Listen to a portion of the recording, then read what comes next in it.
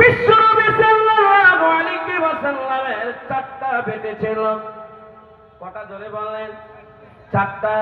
আমি আপনাদের কাছে পরীক্ষা নিচ্ছি না, জিজ্ঞাসা করছি, কিছু মনে করবেন না। আপনারা বছর বছর জলসা শোনেন, পাড়ায় শোনেন, গ্রামে শোনেন, জলসার অভাব নাই, মৌলবীর অভাব নাই, বক্তার শোনেন অভাব নাই, কিন্তু মান্যওয়ালা আর শিখনেওয়ালার বড় অভাব। বলুন নবীজির চারটা বেটির প্রথম বেটিটার নাম একজন স্টেজ ছাড়া বলবেন। একটা বেটির নাম, প্রথম বেটির নামটা বলেন দেখি, একজন বলতে পারে কি?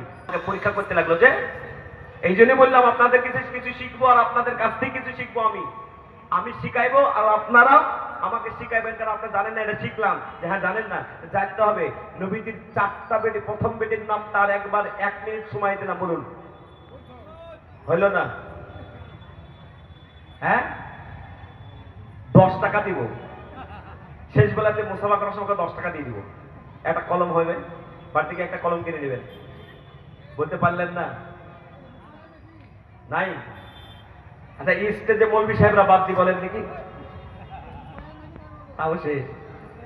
এ বাবা, নবীজির চারটা বেটের নাম আছে।